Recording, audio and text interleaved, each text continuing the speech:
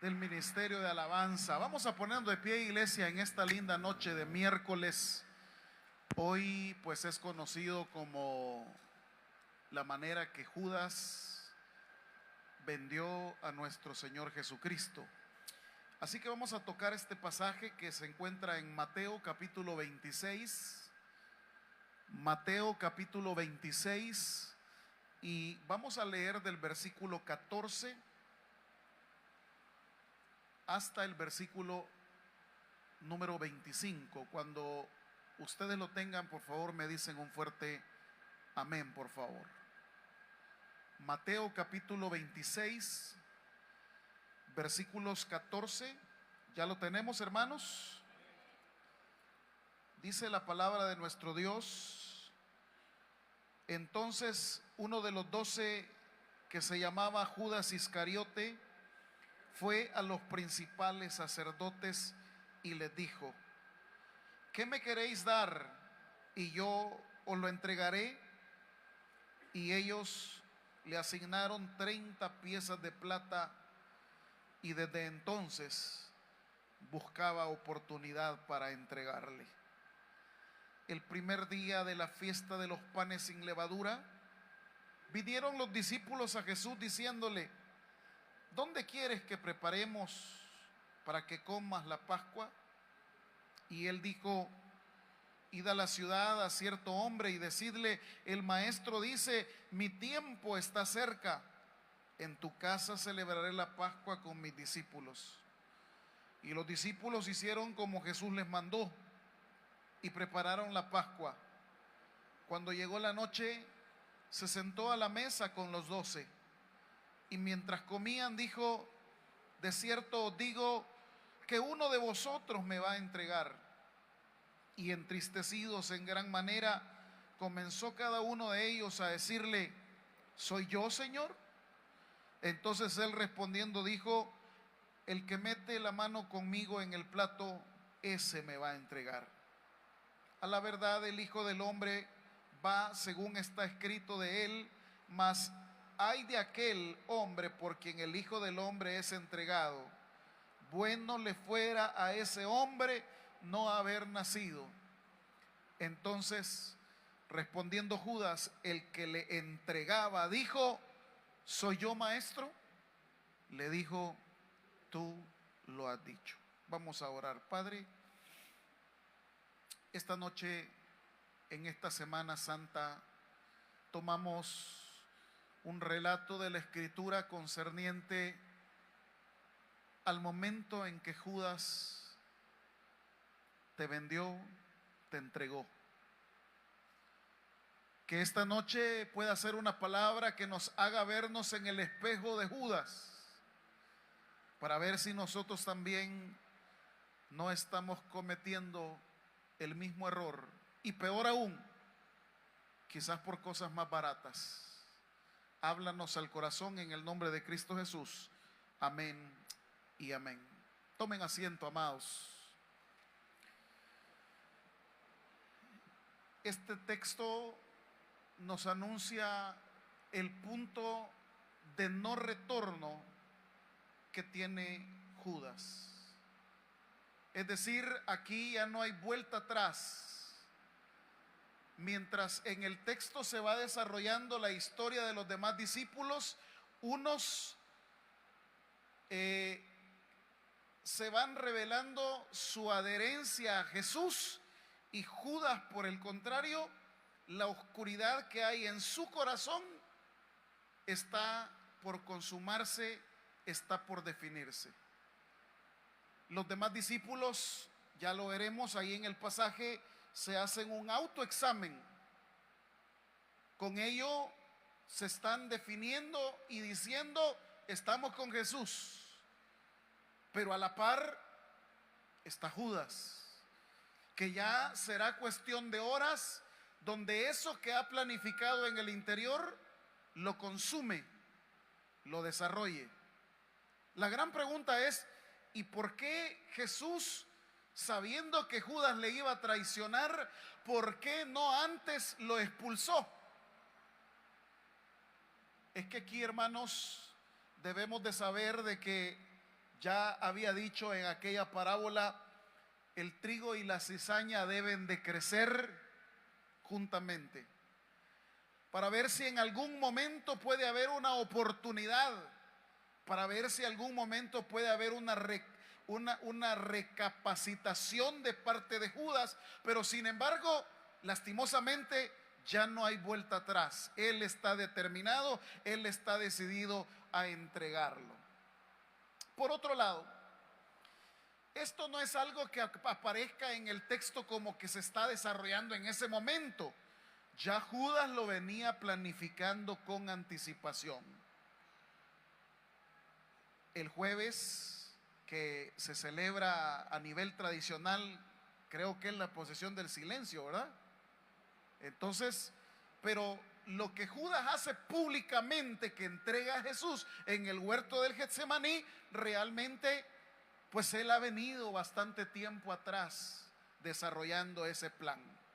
Entonces, lo que quiere decir este pasaje es que nuestra caída o tropiezo de las cosas de Dios no comienza en un momento determinado, sino que es el fruto de una serie de decisiones que en silencio nosotros venimos tomando desde hace meses, desde hace años, y que solamente se hace falta que se consume, que se defina.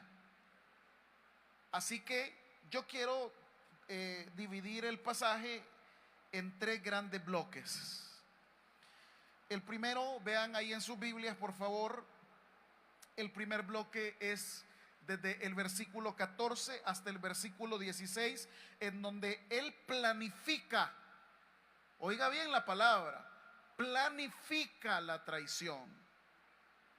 Lo segundo que voy a dividir es del versículo 20 hasta el versículo 22, en donde anuncia el versículo 20, dice: cuando llegó la noche, ¿qué hizo Jesús?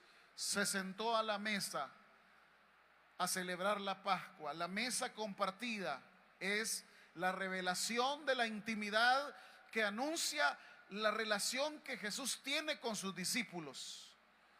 Y la tercera cosa en donde dividiré el texto va desde el versículo 27, desde el versículo 23, perdón, hasta el versículo 25, en donde ciertamente dice el pasaje que ya estaba anunciado. Pero una cosa es que esté anunciado y otra cosa es que yo me responsabilice de ser el que va a entregar a Jesús. Espero poder explicar este punto, porque aunque el pasaje bíblico dice también en el proverbio que incluso hasta los malos han sido creados para el día del juicio, pero en realidad la responsabilidad es de aquel que quiere ser malo, de aquel que quiere entregar a Jesús, aunque ya haya estado escrito. Pero el que tomó la decisión, ¿quién fue? Fue Judas, pero pudo haberla tomado otro más. Entonces, el que está escrito no exime la responsabilidad de decir: yo me voy a prestar para poder entregar a Jesús. Muy bien, así entonces voy a dividir el pasaje. Primero veamos cómo Judas planifica. Fíjense bien, versículo 14, lo leemos detenidamente. Entonces uno de los 12, que se llamaba Judas Iscariote, fue a los principales sacerdotes y les dijo, y aquí quiero que vean esa pregunta que se hace Judas: ¿qué es lo que dijo a los sacerdotes? ¿Qué me queréis dar? En este momento, en esa planificación que hace Judas, en esa planificación de la traición, en ese momento perdió el rumbo. ¿Qué perdió Judas, hermanos? Porque dejó de pensar en Jesús y comenzó a pensar en sus propios, no los oigo, en sus propios intereses. Y aquí es donde muchas veces nosotros nos perdemos. Dejamos de ser aquellos seguidores nobles de Jesús. Dejamos de ser aquellos seguidores cercanos a Jesús y nos convertimos en personas que solamente andamos buscando nuestros propios beneficios. Aquí se le olvidó a Judas el ministerio de Jesús. Aquí se le olvidó la proyección. Jesús les había dicho los planes que tenía para con ellos. Jesús les había mencionado todo lo que había planificado, pero al final Judas se perdió y él dice: ¿qué me queréis dar? Fíjense que aquí hay una problemática desde el punto de vista de que Judas no sabe ni lo que quiere. ¿Por qué? No tiene claridad. Una cosa es que él diga: denme tanto, pero aquí él dice: ¿qué me quieren dar?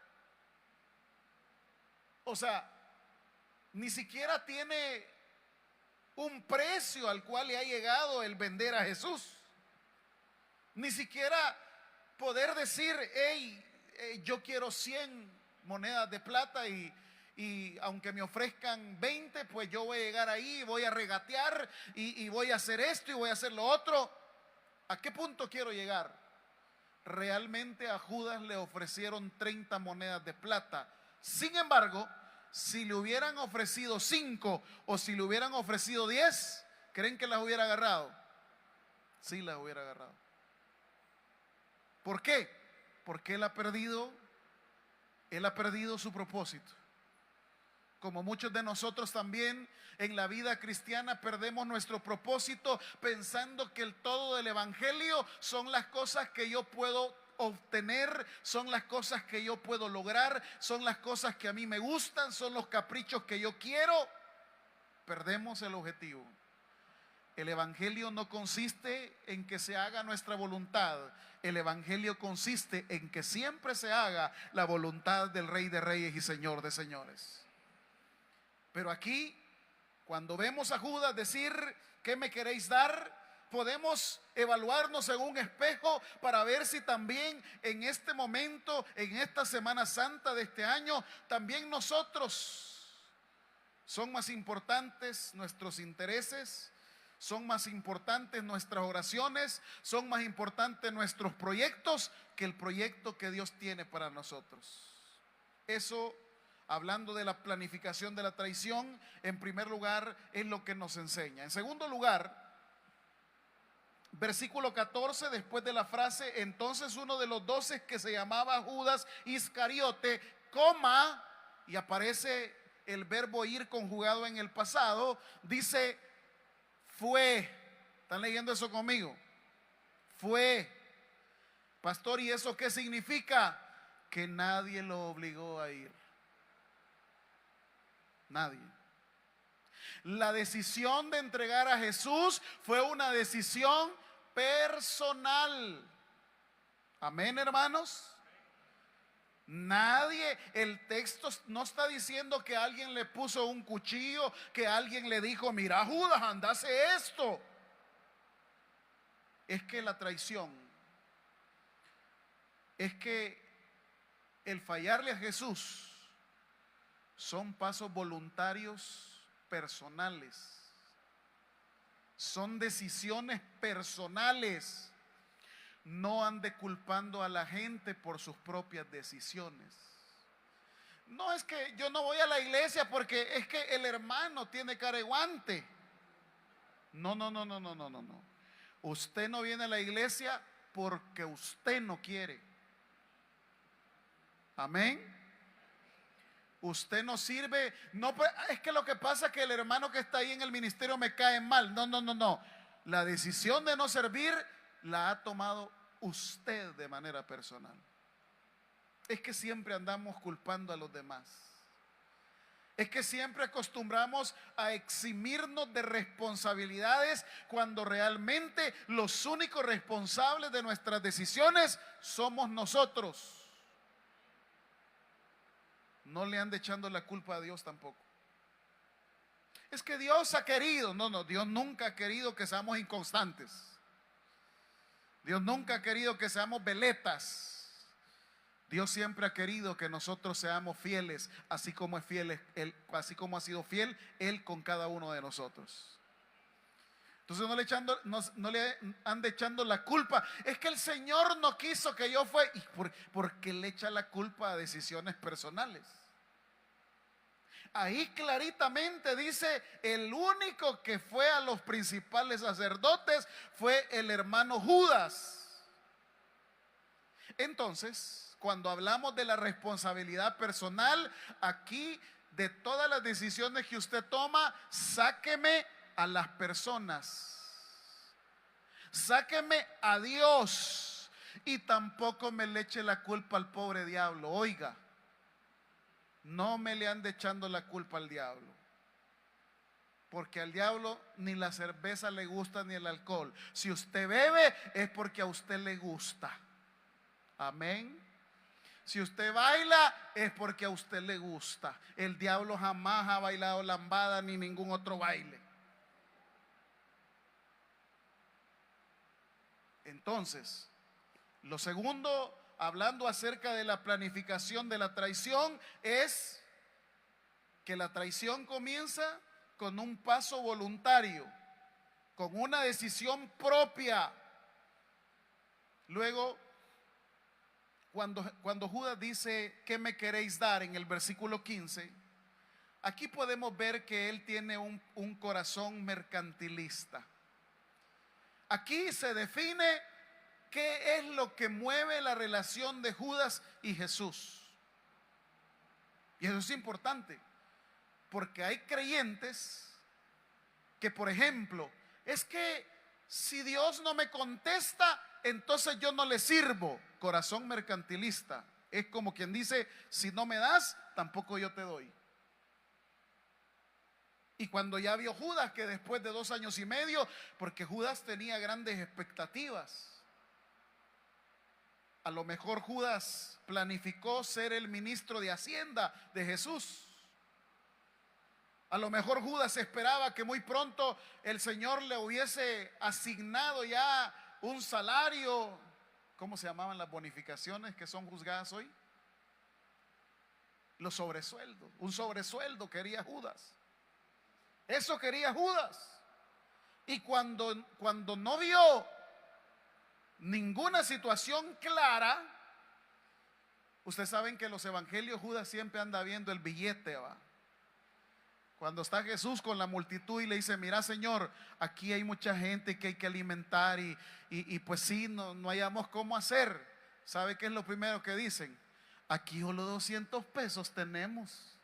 ¿Y cómo vamos a alimentar a estos 5,000 hombres y mujeres, más que son de Ciudad Delgado? Por cierto, ya está el refrigerio del viernes, no vayan a fallar, oigan. Va a estar bueno. Entonces, Judas siempre anda pensando en el dinero. Hay otra porción en Juan, por ejemplo, cuando le dicen que esa mujer está derramando un perfume carísimo sobre los pies de Jesús, que dice Judas, otra vez, eso vale 100 pesos. ¿Cómo es posible que el salario de un año entero lo esté botando? Y dice, es que eso es para darlo a los pobres, dice Judas. Pero dice el escritor del Evangelio, esto no lo decía porque amara a los pobres, sino porque él siempre tomaba algo de la bolsa. Entonces vean, aquí en la planificación de la traición estamos hablando de que la relación entre Judas y Jesús, ¿qué es lo que la domina? El mercantilismo. ¿Y qué es el mercantilismo? Aquella transacción en donde tú me das, yo te doy. Tú me das, yo te doy. Si no me das, yo no te doy tampoco. Y eso lastimosamente le ha hecho daño a tanto evangélico, a tanto creyente, considerando a Dios como alguien que está obligado a darnos algo. Y quiero decirle esta noche de miércoles santo, si Dios nos da, y aunque Dios no nos diera, siempre nosotros debemos darle la gloria y la honra porque Él se lo merece.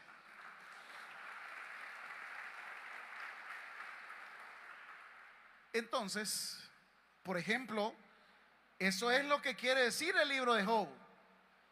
el planteamiento de Job es el siguiente: que Job pueda tener fe aunque no reciba bienes, aunque no reciba salud, aunque no reciba bendiciones, pero con todo y eso, Job va a seguir siendo fiel a Dios. Eso es lo que también sucede con Daniel, por ejemplo, cuando llega a decirle: mira, Daniel, y estás seguro que no te vas a doblegar ante la imagen de Nabucodonosor, haciéndole mofa y haciéndole burla.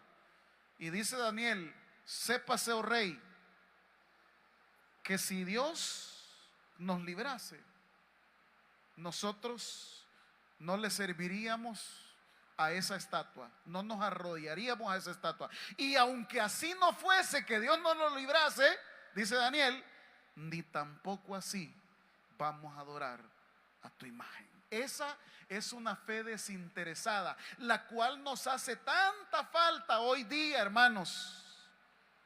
Porque aquí la cosa es la transacción. ¿Qué me da Dios? Pues sí, yo voy a ir al culto, pero porque Dios me responde, porque Dios me bendice, porque Dios me ayuda. ¿Y si no lo hiciera? Es lo que le pasa a Judas. En la medida que le está dando, que está usufructuando de Jesús, ahí sí, pero cuando ya vio la cosa seria Judas, que ya vio que comenzaron a amenazar a Jesús, ya vio que 2 veces se les perdió porque lo querían matar, entonces Judas dijo: no, huechos, aquí entonces hay que ver cómo planifico mi futuro. Y Judas perdió su rumbo. Y hay quienes dicen, fíjense, no es que Judas perdió su rumbo, es que él desde que comenzó ya estaba perdido. ¿Así? Y no es que la gente hoy me doy cuenta quién eres. No, es que siempre fue así. Lo que pasa es que lo estaba ocultando. No sé si me doy a entender con ese punto. No es que Judas, ay, ya veo, Judas, que te convertiste. No, es que siempre fue así. Luego, otra de las cosas que aparece en el versículo 16 en la planificación, dice, ¿ya están ahí conmigo? Y desde entonces, ¿qué dice el pasaje? Y desde entonces buscaba oportunidad para entregarle. El compromiso con el mal siempre requiere una logística y una planificación tremenda. O sea, no crean que fue una cosa sencilla. Tenía que planificarlo con mucha antelación. ¿Dónde, cómo, cuándo, a qué horas, con quiénes? O sea, claro, cuando se trata del compromiso con el mal, nada es fácil. Y ahí está Judas pensando, por eso dice, oportunidad que hubiese para poder entregarle. Quizá dijo, lo voy a entregar en Betania. Pero no, ahí no puedo, porque ahí pasa María, Marta, y ahí pasa también este Lázaro. Lo voy a entregar allá en Genezaret. No, lo que pasa es que ahí no, está muy cerca el mar y la gente se va a alborotar. Lo voy a entregar en Samaria. No, porque ahí eso, no. Desde entonces buscaba oportunidad para entregarle. Es decir, que Judas no solamente pecó, sino que también planificó la eficiencia de poder entregar a su Señor. Eso es lo primero que podemos aprender del pasaje. Lo segundo, dice el versículo 20. El segundo bloque, si el primer bloque se llama la planificación de una traición, el segundo bloque se llama la revelación en la intimidad. Y dice el versículo 20, cuando llegó la noche, se sentó a la mesa con los 12. Hay toda una teología acerca de las comidas. Hay toda una relación entre Jesús y con los que come. No voy a tocar el tema, es demasiado extenso. Solo quiero mencionar nada más que el sentarse a la mesa con Jesús era porque el Señor lo consideraba digno, porque el Señor lo consideraba parte de Él, Por eso, una de las cosas que nosotros debemos de estar agradecidos es que aún sin merecerlo, el Señor siempre nos invita a su mesa, hermanos. Por eso dice Apocalipsis, la parte de Apocalipsis 4:20, donde dice: si alguno oye mi voz y abre él la puerta, ¿qué dice? Entraré a él y ¿qué? Cenaré con él y él conmigo. Ese lenguaje es un lenguaje de confianza. Ese lenguaje es un lenguaje de intimidad. Los que están a la mesa con Jesús, en ese momento, pues tenían la celebración de la Pascua. Había pan, había vino, a lo mejor también cordero. Si la Santa Cena hubiese sido en El Salvador, ¿qué cree que hubiera sido la cena, hermano? Pupusas, atol chuco, tamales. Pero como la Santa Cena se desarrolló en Israel, entonces fue el pan, el vino, el cordero, etcétera, etcétera. Que dicho sea de paso, también tiene un mensaje de salud, porque en las cenas, o en la Santa Cena específicamente, es un alimento muy nutritivo.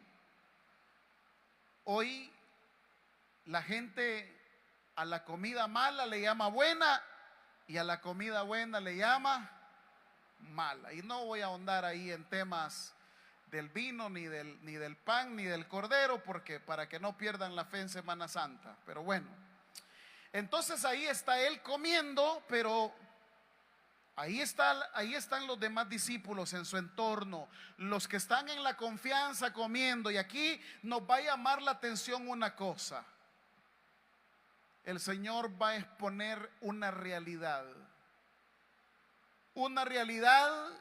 que va a revelar lo que hay en el corazón de todos.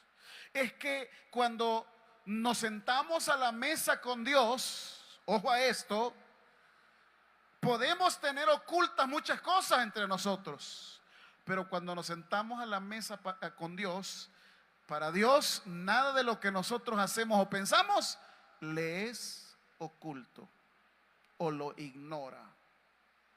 Por eso dejará ir ahí una frase que dice el versículo 21. Se imaginan todos ahí comiendo, ¿verdad? Pásame el pan, pásame otra copa de vino, y no tenés ahí un pedacito de cordero ahí que no tenga pellejo, y las hierbas que le ponen, y la salsita, esto y que lo otro, y de repente uno de vosotros me va a entregar. ¿Qué? Les cayó mal la comida a todos.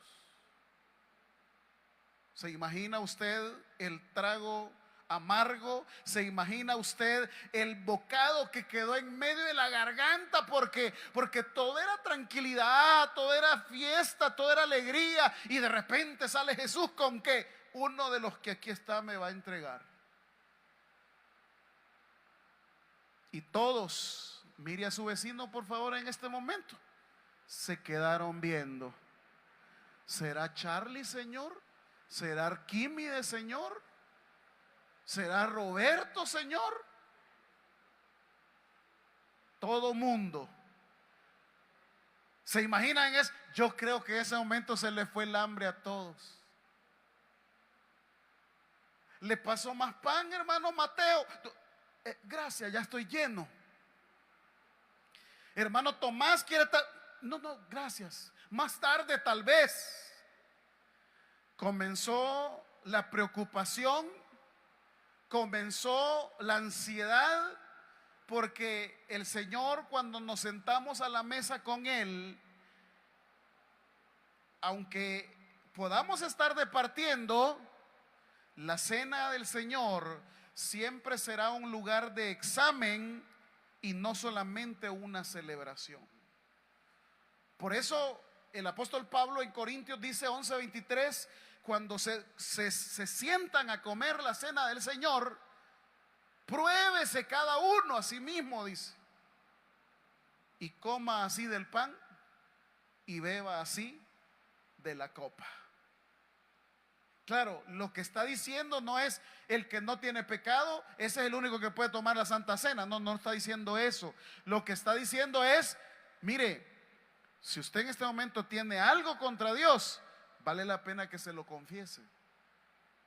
Vale la pena que se lo diga. No importa el pecado que sea. De todas maneras, Dios lo sabe. ¿O hay algo que sea oculto para Dios, hermano? Entonces, cuando nos sentamos a la mesa con Él, cuando estamos en intimidad con Él, perdone que use este lenguaje coloquial, no andemos con pajas, porque de todas maneras a Dios no lo podemos engañar. Podemos engañarnos entre nosotros, pero al Señor nunca lo vamos a engañar. Y si usted no se lo dice, de todas maneras Él se lo va a decir, se lo va a revelar. Y aquí hay otra cosa que revela algo maravilloso. Versículo 22 dice: y entristecidos en gran manera, comenzó cada uno de ellos a decirle: soy yo, Señor. Bien, lo que revela este texto es lo siguiente: ahí habían otros personajes aparte de Judas. Y cierto, el que más pecado tenía, o no es que más pecado tenía, pues, pero en términos teológicos y pedagógicos, el que va a entregar a Jesús es Judas. Pero el solo hecho de ellos preguntarse: ¿soy yo, Señor? Solo eso, fíjese bien, solo eso anuncia que en el corazón de ellos, en la conciencia de ellos, también, ¿qué había? ¿Qué había? Pecado, hermanos. No sé si me doy a entender. Voy a volverlo a decir. El solo hecho que ellos se pregunten: ¿soy yo, Señor?, es porque su conciencia los está acusando. Aunque en términos teológicos, pedagógicos, el relato tenga que ver con el pecado de Judas, pero podrá ser el pecado de Judas, pero también ellos tienen su propio pecado, el cual los está acusando, el cual les está diciendo: ¿seré yo? Y claro, en este punto debemos de nosotros decir esta noche que la madurez espiritual consiste en sospechar de nosotros mismos antes que sospechar de los demás. A ese punto quería llegar. Porque es bien fácil señalar el pecado de otros, pero es bien difícil ver el pecado nuestro. Es bien fácil juzgar y decir: es que el hermano, es que la hermana es pecaminosa, el hermano es aquí, que el hermano es allá. No, si yo lo vi, ya preparó, ahí lo vi en el súper comprando 2 six packs. No, yo lo vi, mire, es que el hermano es una gran chambrosa, mire, es que el hermano tiene un corazón. No. Que tengamos la actitud que tienen los discípulos. Fíjese que ningún discípulo señaló a Judas, sino que la pregunta que ellos se hacen en el versículo 22: y entristecidos en gran manera, comenzó cada uno de ellos a decirle: ¿soy yo? ¿Tendremos nosotros la humildad de decirle al Señor esta noche: ¿seré yo, Señor, el que no te está respondiendo como tú esperas que yo te responda? ¿Seré yo, Señor, el que si hace 2000 años fue Judas, pero seré yo el que te va a entregar en esta Semana Santa? ¿Seré yo? El punto entonces es primero ver nuestro propio pecado, y hasta después. Y no es que hasta después, es que en realidad nosotros no somos llamados a ver el pecado de los demás, hermanos. El único que puede ver el pecado de los demás, el único que puede juzgar el pecado de los demás, ese nada más es nuestro Señor Jesucristo. Así que esta Semana Santa ya deje de andar viendo los pecados de otros. Tenga suficiente con los suyos propios, oiga. Que yo le garantizo que el día que usted comience a ver sus propios pecados, ni tiempo le va a quedar para ver los de otros. ¿Alguien dice amén a eso? Cuando usted puede ver su propio pecado, su propia carne, sus propias luchas, sus propios problemas, no le queda tiempo para andar viendo el pecado de otros. Pero hay mucha gente en las iglesias que acostumbra a andar juzgando. Es que esta hermana, es que esta hermana anda en pecado, es que este hermano anda en pecado, es que este lo otro, es que este que. ¿Y vos? ¿Cómo andás? Por lo menos el que anda en pecado lo reconoce y le pide perdón a Dios. ¿Y vos que no lo reconoces? ¿Y vos que te la llevas de santa y sos una gran chambrosa? ¿Y vos que te la llevas de espiritual y no tenés ética en el trabajo? Porque robás horas de tiempo laboral, porque te quedás con grandes comisiones sin reportarlas. ¿Alguien dice amén? Porque le echás gasolina al carro tuyo en lugar de ponérselo de la empresa. ¿Cómo queda entonces el pecado nuestro? Por eso bien dice el versículo bíblico, que en lugar de ver la paja que está en el ojo de tu hermano, mejor veas la viga. ¿Qué dice el texto? La viga que hay en tu propio ojo. ¿Cómo le quedó, hermano? Duro, ¿verdad? Pero es que ya basta de andar viendo los pecados de otros y juzgando los pecados de otros. A partir de hoy la Biblia, al igual que los discípulos lo hicieron, mejor preguntémonos cuál es el propio pecado mío que ofende a Dios. Y por último, dice el versículo 23, entonces él respondiendo dijo: el que mete la mano conmigo en el plato, ese me va a entregar. Pero que es un problema, porque todos metieron la mano en el plato con él. La costumbre es de pasarse el platito y todos, no es como aquí en nuestro mundo occidental, en donde cada quien pues agarra su porcioncita o algo. No, incluso la copa pues era bebida por todos, era pasada por todos, el plato era pasado por todos. O sea, como que era adivinanza esto, como que era una trivia que Jesús estaba haciendo. Le está diciendo: el que mete conmigo la mano en el plato, y no todos la están metiendo pues, pero todavía era para poder analizar el corazón interno de todos los que ahí estaban. Luego el 24 dice el texto bíblico: a la verdad, el Hijo del Hombre va según está escrito de él. Y aquí vienen las palabras dolorosas de Jesús: ay de aquel hombre por quien el Hijo del Hombre es entregado.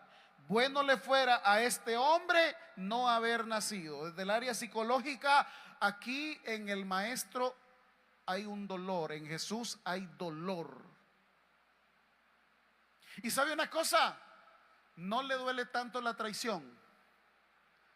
Lo que realmente le duele es de quién viene la traición. Esto podemos reflexionarlo a partir de que las personas que más daño le han hecho a la iglesia, al ministerio de Jesús, a la obra de Cristo, no son los inconversos. ¿Están aquí conmigo todavía, hermanos? Los que andan hablando pestes allá afuera de las cosas de Dios, ¿sabe quiénes son? Los que un día estuvieron involucrados en las cosas de Dios. Es decir, no es tanto el problema la traición, sino que de quién viene la traición. Ese es el punto.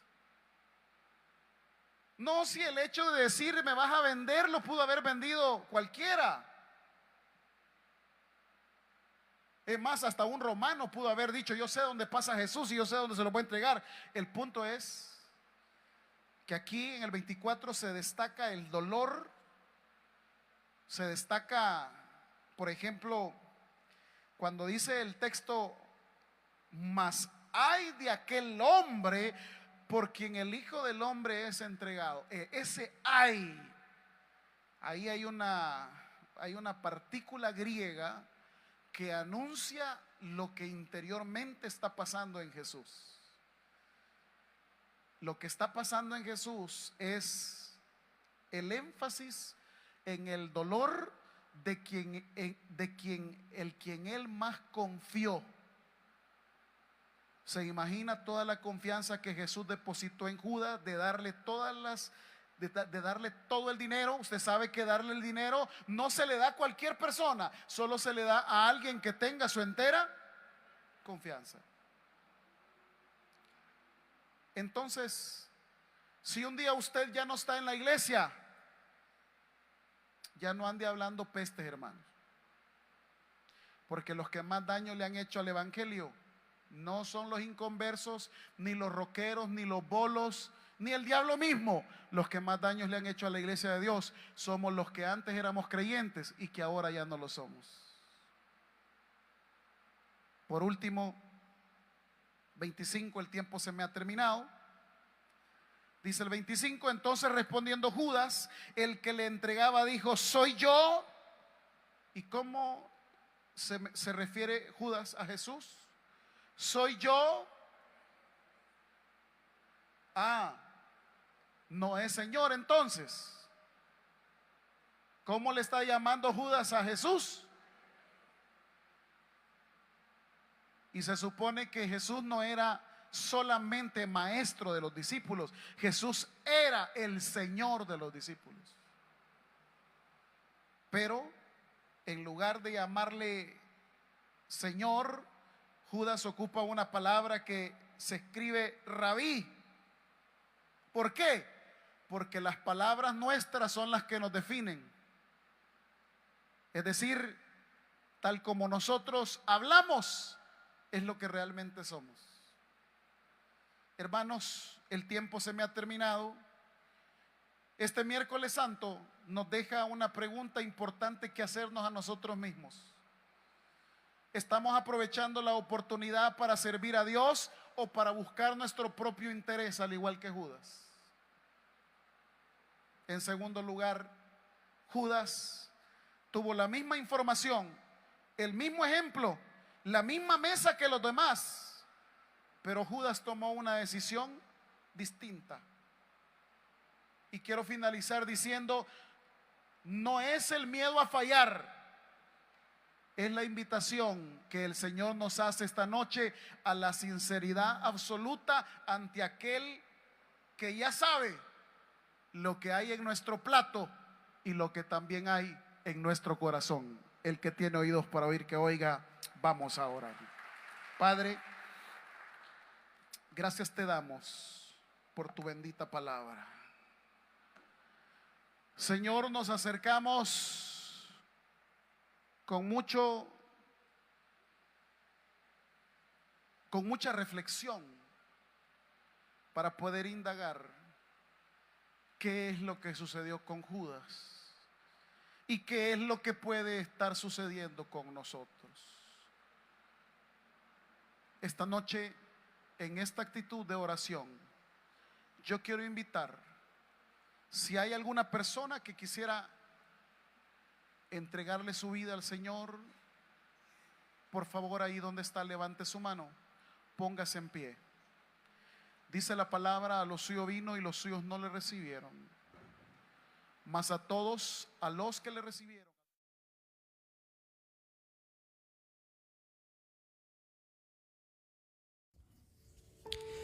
El predicador ha finalizado el mensaje. Es hora que recibas a Jesús como tu único y suficiente Salvador personal. Hazlo de la siguiente manera: Señor Jesús, yo te recibo hoy como mi único y suficiente Salvador personal. Creo que eres Dios, que moriste en la cruz por mis pecados y que resucitaste al tercer día. Me arrepiento, soy pecador, perdóname, Señor. Gracias doy al Padre por enviar al Hijo a morir en mi lugar. Gracias, Jesús, por salvar mi alma hoy. En Cristo Jesús, mi Salvador. Amén. Si has hecho la oración, con todo tu corazón te damos la bienvenida a la familia de la fe. La Biblia dice en Juan capítulo 1, versículo 12, mas a todos los que le recibieron, a los que creen en su nombre, les dio la potestad de ser hijos de Dios. Te damos la bienvenida a nuestra iglesia. Somos más que una familia. Tabernáculo Bíblico Bautista, Ciudad de Delgado. Dios te bendiga.